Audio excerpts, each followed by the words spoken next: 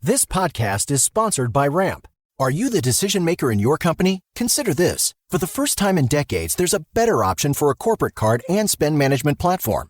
Meet Ramp, the only corporate card and spend management system designed to help you spend less money so you can make more. Most corporate credit cards offer points as incentives, but those points amount to less than their worth in real cash value. Ramp's corporate cards offer you cash back, real money in your pocket. Plus, you control who spends what with each vendor. And Ramp software collects and verifies receipts automatically, which means you'll stop wasteful spending and close your books in hours instead of days. Businesses that use Ramp add up to 5% to their bottom line the first year. If you're a decision maker, adding Ramp could be one of the best decisions you've ever made. And now get $250 when you join Ramp. Just go to ramp.com/easy. Ramp.com/easy. RAMP.com/easy. Cards issued by Sutton Bank and Celtic Bank, members of FDIC. Terms and conditions apply. Tired of ads barging into your favorite news podcasts? Good news. Ad-free listening on Amazon Music is included with your Prime membership. Just head to amazon.com/ad-free news podcasts to catch up on the latest episodes without the ads. Enjoy thousands of Acast shows ad-free for Prime subscribers. Some shows may have ads. Thanks for choosing this free Anfield Index podcast.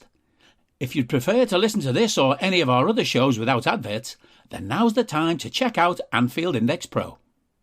With AI Pro, you can supercharge your entire listening experience. You'll not only get all of our podcasts without the ads, but you'll have them far faster with our Quick Publish feature available exclusively for subscribers. AI Pro also puts you in the heart of our sound studio, with an option to listen to many of our shows live and interact with the podcasters in real time as the shows are recording. Upgrading couldn't be easier. AI Pro is available on all popular podcast platforms, and we have our own apps for Apple and Android. Just head on over to AnfieldIndexPro.com and get started today. Hello and welcome to the Daily Red, your lunchtime catch-up on all things Liverpool FC and your daily reminder that the Reds are top of the league. Now, it's not lunchtime. It's going to be later than lunchtime today because I had stuff to take care of this morning, but we're here and the Reds are still top of the league. I just checked. We're still top of the league, so no need to get yourselves in too much of a panic. Not a whole lot going on today. There's some FA Cup replays if you fancy watching some of them. There's nothing really Reds-related happening and probably won't until the Bournemouth game. We did get Reece Williams gone on loan. Best of luck to him. Would probably be best if a permanent move could be found for Reece in the summer, because quite clearly the lad isn't going to make the grade at Liverpool. He's just been loaned out to Port Vale. Port Vale, a middling League One team, currently bang average in League One. They're sitting 15th. But it's a good club. Decent manager there in Andy Crosby. Nice stadium, Vale Park. You're a little bit too close to Stoke, but, there is that. But no, that's a good loan for him. And hopefully it goes well and we can get some money for him in the summer. Couple of things that I wanted to just get off my chest today. So I saw a very stupid thing on Twitter earlier on. Now let me find it, because this is stupidity of a high level. So this is some weird Man City kid trying to claim that Mo Salah was not world class. And he decided to list himself the players he believes are better than Mo Salah. And this is quite the staggering list. So he started off with KDB. You think, you know what? Okay, that's fair enough. If you think KDB is better than Mo, then that's a fine opinion to hold. Erling Haaland, he's definitely not a better footballer than Mo Salah, but I can see why a child like this Luke kid would think that. Ruben Diaz had one very, very good season when he first joined Manchester City And since then, he's still good. Like, he's still one of the better centre-backs in the league. But, I mean, he's not world-class or anything close to it. He's error-prone. He spends an awful lot of time lying on the floor. And he's certainly not better than Mo Salah. Then it started to descend into farce a little bit with the name John Stones, a bang-average centre-back who in his entire Man City career has had one good season, which was only really half a season because he missed a bunch of games. And then he had a good 3-month run last season when he played in midfield. But apparently better than Salah. Rodri, a great player, the best defensive midfielder in the world, not better than Mo Salah. Phil Foden on the list. Phil Foden is the same player he was 3 years ago. Hasn't developed. And if he was at any other club, it would be the topic of great conversation that Phil Foden has not developed well over the last 3 years. Bernardo Silva, great player. One of my favourite players in the league. Certainly not better than Mo Salah. We're back into the realms of farce with Julian Alvarez. Now, he's clearly a decent player. But decent is about as far as I'd be prepared to go at this point on him. Vinicius Jr., best left winger in the world. If you're picking a World 11, he's in it. On the left. Mo is on the right. Vinicius Jr. is not better than Mo Salah. In a year, if he continues to develop and Salah declines a bit, maybe it's a conversation. Certainly not a conversation now. Luka Modric. Luka Modric has been declining fairly significantly for about 3.5 years now. He's still a very good footballer. He's no longer a great player, but he's a very good player. When used in fits and starts, when used as a squad player, he's not better than Mo Salah. Toni Kroos, again, was a great player, is still a great passer, no longer a great player. Legs have gone, still has the brain, still has the ability, not better than Mo Salah. Manuel Neuer. Like, fair enough. At one point, you could have made an argument for Manuel Neuer being the second best goalkeeper of the modern era. Buffon, then him. Take Lev Yashin out of the conversation because none of us saw him play. I scour the entire internet looking for old football games. I have found 2 of him in the last 5 years. Prior to that, I'd probably seen a handful. They're impossible to find. The footage is so old. The quality is shit. Nobody who was born after like Lev Yashin retired really knows how good he was. Simple as that. So Neuer, you could make an argument, second best goalkeeper of the modern era. If you want to make the argument that he was the best, that's fine, you're wrong, but away you go. But declined significantly, missed the better part of a year, and hasn't looked great since coming back. Didn't look great before that. So no, under no circumstances is he better than Mo Salah in 2024. Joshua Kimmich. He's a tremendous player. He's nowhere close to Salah's level. Kylian Mbappe, I will accept. I will accept that Kylian Mbappe is a better footballer than Mo at this point. Mo has declined. I think Mbappe is probably the best player in the world. I will accept him. Ilkay Gundogan. There's nobody who's a bigger fan than Ilkay Gundogan than me. Nobody. For years, I've loved him. From before he went to Dortmund. But he's not better than Mo. He never was. He had one season you could argue he was better than Mo.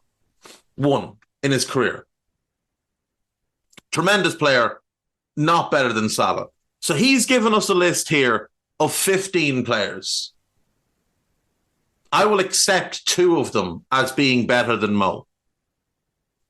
I could accept a well-made argument for Vinicius projecting outwards. So we'll say 3. And then he says, plus many others. And then he goes on to name Thibaut Courtois, the 3rd best goalkeeper in the world at his peak. Not nearly as good as Mo. Casemiro, who can't run anymore, and Angel Di Maria, who's 4 years past his best, and a liability most weeks. So no, we're not accepting him. The Saudi lot. There's not one player playing in Saudi Arabia anywhere close to Mo, bar Karim Benzema, and he's declined massively since he went there. None of the rest of them are on his level. Cristiano was 5 years ago. He was on the level Mo's on now. 5 years ago. Cristiano at his very best was obviously better than Mo at his very best. But Mo is the better Premier League player than Cristiano was, ever. Who else are we going to name? Kante, washed. Fabinho, washed. Mahrez, never on the best day of his life did he come close to Salah. Like, who's over there? Their whole league was trying to buy Mo Salah. He would be the guy at the very top of the food chain if he moved to Saudi Arabia. Their whole league is bending over backwards for him to go there. The league wants to buy him. And then the clubs will battle it out to convince him to join them. There's nobody in Saudi Arabia on his level. I'll accept Mbappe is better. I'll accept arguments on KDB because I think they're neck and neck. KDB is the more talented footballer, but Mo's got better production and Mo stays fit. Kevin De Bruyne has missed 97 games since the beginning of the 18-19 season. 90 games. That's ridiculous. 97 games. Unbelievable levels of stupidity. Genuinely. Unbelievable levels of stupidity.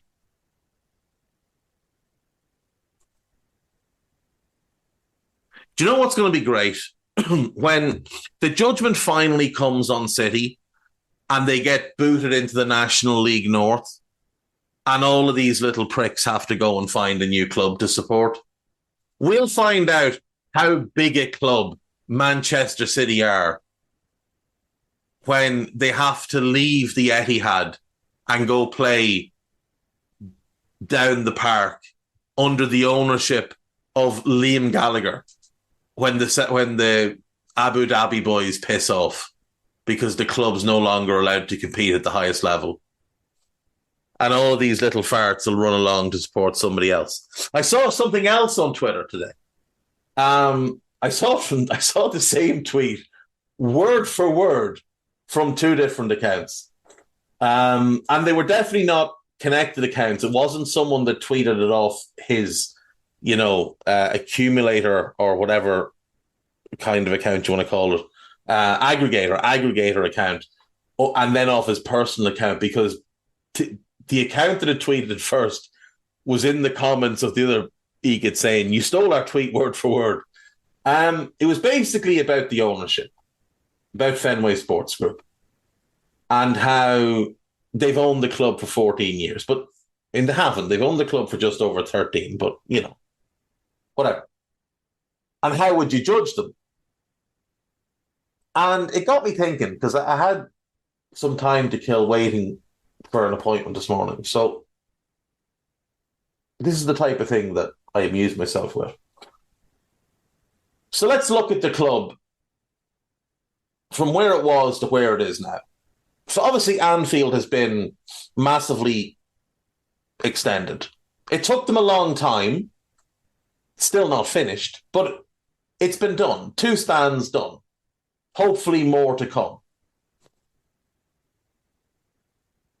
So that's done. Training ground upgraded. Not to the very highest spec, but it is a very, very good training ground. And you give them credit for that as well. Even though the club, not the owners, the club paid for those extensions and, the new training ground. But still, the owners oversaw that. So from that regard, facilities-wise, infrastructure-wise, we're clearly in a better place. Finances. We are one of the strongest commercial entities in the sport. We were non-existent commercially when they took over. So you give them huge credit for that. They have really turned Liverpool into a money-making machine. Real Madrid are the only club that make more money than us now on a yearly basis. Let's not pretend that City's numbers are real. They're 80 or 90 million a year deal with Etihad, where the ownership are actually paying 75 and Etihad are paying them 5 million a year because that's all they're worth. That's what that is. Real Madrid, United, obviously they've fallen off. They're a giant commercially as well. Bayern are a giant commercially. But overall, only Real really make more money than us. I think Bayern's commercial revenue is probably bigger than us, but Bayern have been rinsing the commercial game since the 80s. So we've improved massively in that regard. So the infrastructure is great and been hugely improved. The business side has been great and hugely improved. So on the pitch, 1 league title, 1 Champions League, 1 FA Cup, 2 League Cups. World Club Cup, European Super Cup, but they're secondary. But put them to one side. 5 major honours. Premier League, European Cup, League Cup, FA Cup. 2 League Cups and an FA Cup. That's not good enough. It really isn't good enough for this club. Then you start thinking a bit deeper on it. We got to 2 other Champions League finals. We were beaten by a better team in 2018. That's just the start and finish of it is Real Madrid at that point were better than us. And yes, there was moments in the game that resulted in their victory. The Karius concussion from the elbow by Ramos, Salah getting injured by Ramos. The fact that Ramos, with VAR, Ramos is sent off in that game. With VAR, Ramos is sent off in that game. Probably twice. But we lost. Ultimately we lost to a better team. So when we think back on these things, I don't worry about it too much. 2022 still kills me, though, because we were better than them. And nothing will ever convince me that if Jurgen had picked Naby, Fabinho and Thiago in midfield from the start, that we wouldn't have beaten them. Because they were there to be beaten. The issue was Thiago wasn't fully fit. So he didn't want to risk Naby because he knew he was going to have to take off Thiago. And if you start Naby, there's a strong chance you're probably taking him off on 60. Thiago's coming off on 60. Now that's 2 subs that you've blown through. So you can't excuse the team selection, but the team selection is what killed us. But we should have won that European Cup. And with a bit of luck, injury-wise, team selection-wise, and incidents in the game, we do win it. And then we have 2 European Cups. And with 2 European Cups, they've got a much stronger argument. Then you look at the league side of it. 13-14, we finished second. 18-19, we finished second. 21-22, we finished second. Tired of ads crashing your comedy podcast party? Good news. Ad-free listening on Amazon Music is included with your Prime membership. Just head to amazon.com/ad-free comedy to catch up on the latest episodes without the ads. Enjoy thousands of Acast shows ad-free for Prime subscribers. Some shows may have ads. If we win one of those titles, again, they've got a much stronger argument. If we win two of them, and it's 3 league titles in their 13 full seasons, that's really good. But you look at the team we lost all 3 of our second place finishes to, and it's a team that has cheated their way to success. So if City hadn't been financially doping and breaking every profit and financial fair play rule in the book, the likelihood is that FSG would have 4 league titles in their tenure. But then you have to look back year by year. If Rodgers wins the title in 13-14, there's very little chance he gets fired at the beginning of the 15-16 season that early, which means we might not have gotten Klopp. He might have waited till the end of the year, and maybe Rodgers would have been gone after 15-16. So maybe Klopp comes in summer of 16 and everything after that happens anyway. But when you think about it, the 13-14 title, we're a Brendan Rodgers brain fart away from the title there.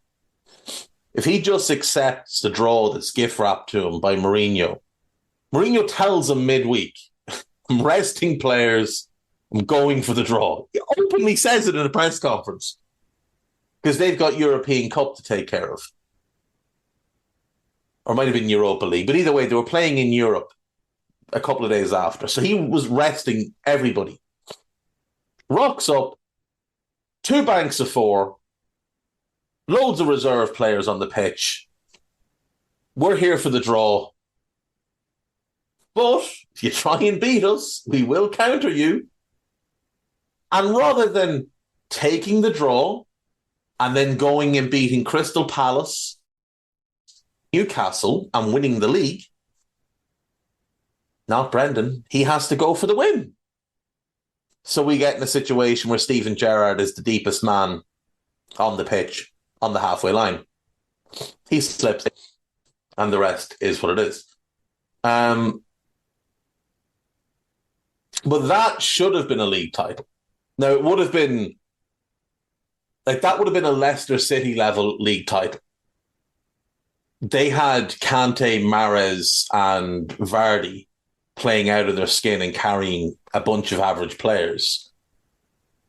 And we had basically a front 4, but with one clearly above the others in Luis Suarez, dragging a team towards the title with what would have been undoubtedly the worst defence to ever win the Premier League.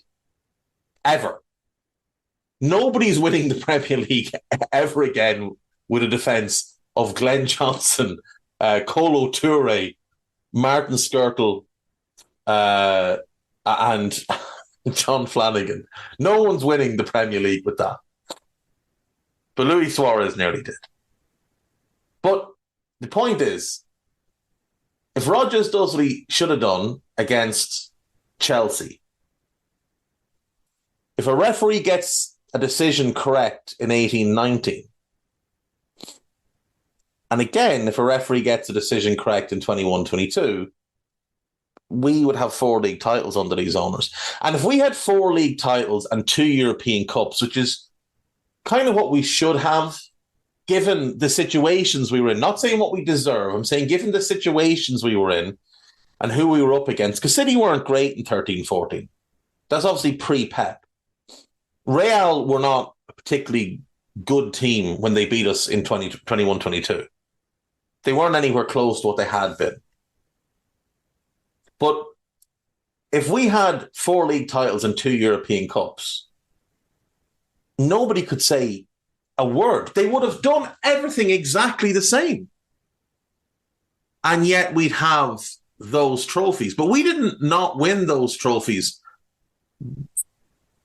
We had too many draws.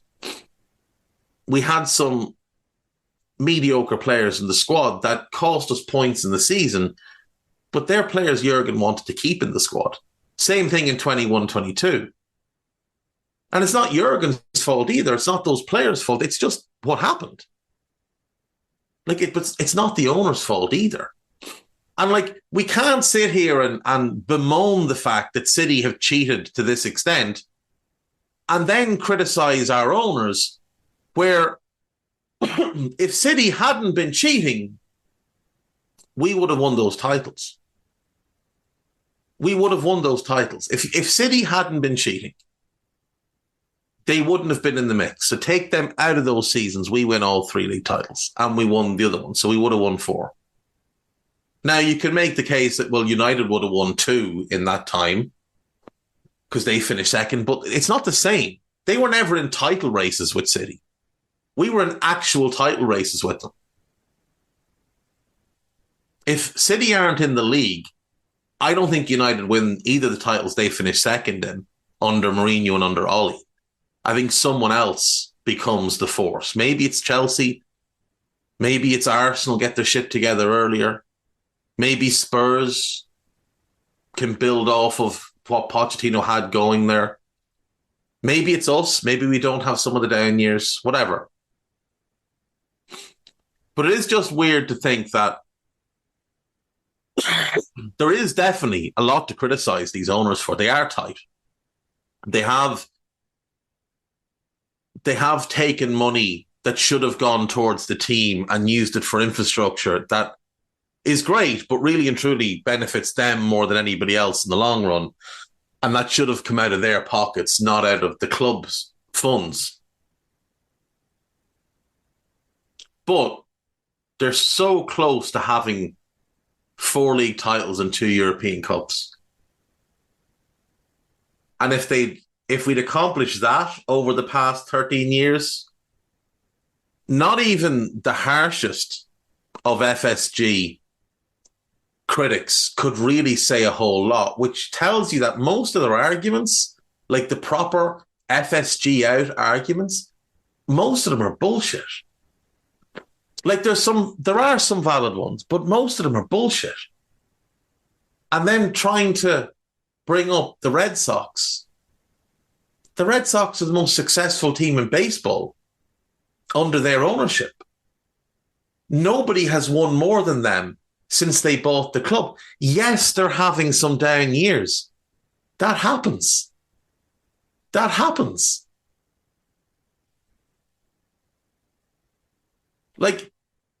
People seem to think spending money is the answer to everything. If it was, United would have won 4 titles in the last 11 years with the money they've spent. Chelsea be running away with the league. The Yankees and the Dodgers would win the World Series every single year. The Dallas Cowboys would win the Super Bowl every single year. The LA Lakers would win the NBA title every single year. Or the Clippers would have won 3 or 4 of them. Spending doesn't guarantee success. So when I see people saying stuff like, if we don't win the league title this season, it's because they wouldn't spend in January. First of all, it's not them who doesn't want to spend. It's not them. Go and read a book about Jurgen. Or listen to what he actually says.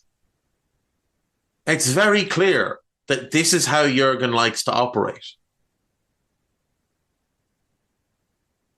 But we could go and spend 70 million tomorrow on João Palhinha and end up finishing second to a City team who aren't buying anybody in this transfer window. Buying players doesn't equate to success. And when you start throwing around nonsense about 2021, you just embarrass yourself. Because we were top on Christmas Day. Fair enough. 14 games had been played. 14. There was 24 games left to go that season. Being top after 14 games is fucking meaningless. Because after 18 games, we were 5th. We were top before Christmas. We were 3rd on New Year's Day. And by the middle of January, we were 5th. We didn't know at the start of the window. They should have had a centre-back lined up. Why? To cover injuries? We knew we were going to get Virgil back the next year. We knew we were going to get Gomez back the next year. Why would we buy somebody for huge money when we had them two coming back? Where's the logic in that? You don't go and spend 30 or 40 million for 6 months. We didn't realise at the start of that month that Joel Matip was going to be out for the season. He wasn't ruled out for the season until the end of the month.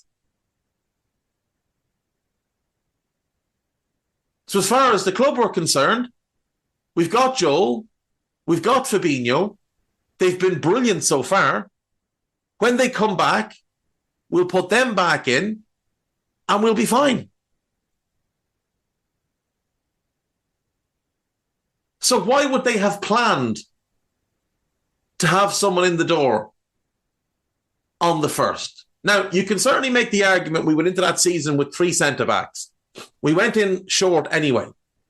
That was Jurgen's decision, not anyone else's. He's openly said that.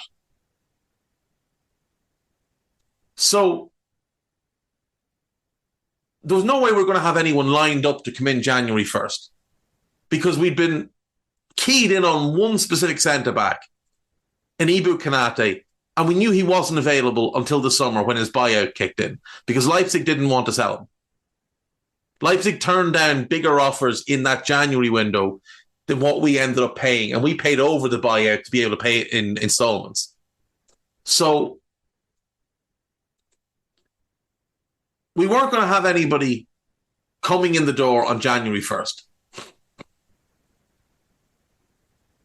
By the time we realised that we actually definitely need to get somebody in here, it was the middle of the window, and we were 5th. We were 5th. We were 5 points behind the City team who'd only just woken up out of their slumber. So we weren't going to win the league anyway. We were not going to catch them anyway.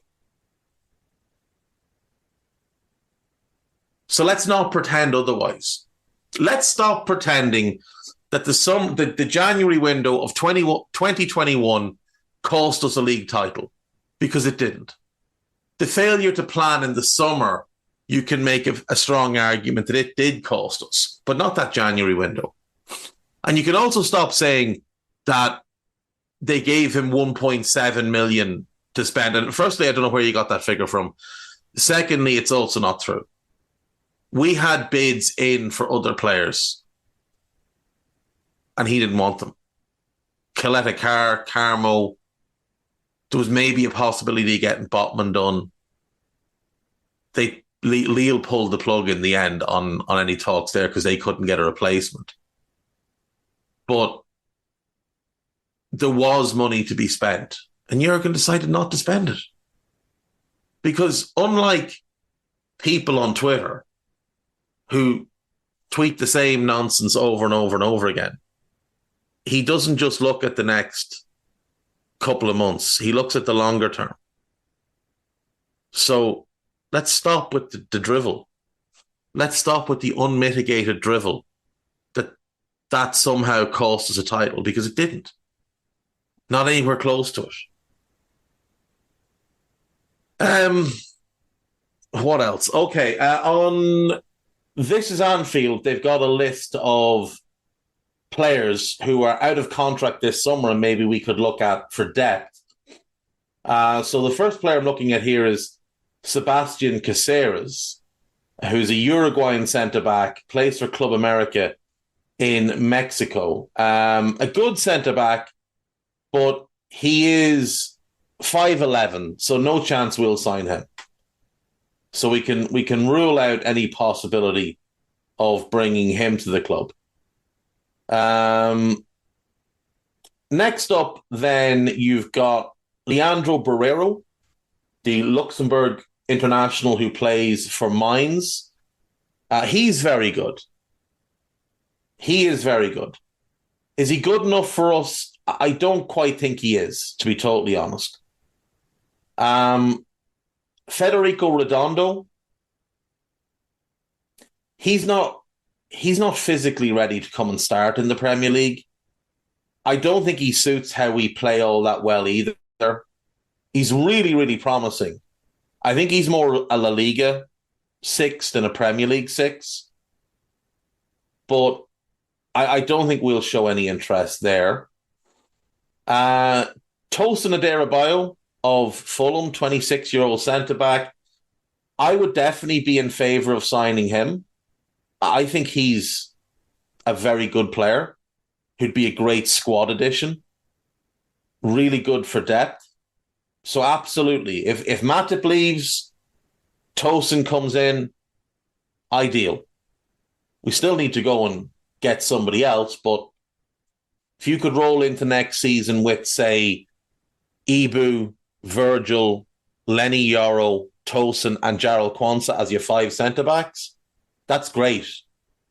Then you've got Trent and Joe at right-back, new left-back, and whichever of Costas and Robbo, probably Robbo, obviously, is still at the club. That's brilliant. That's an unbelievably strong defence. Last one here is Lloyd Kelly, Bournemouth, left-back / centre-back. I don't think he would be a centre-back for us. I think he's too small. He's not good enough in the air either. I think he's the worst centre-back in the league in the air in the Premier League, statistically. I think I'm right in that. Worse than the Gnome at United, which is obviously not good. And at left-back, I mean, he's okay, but he's not better than what we have.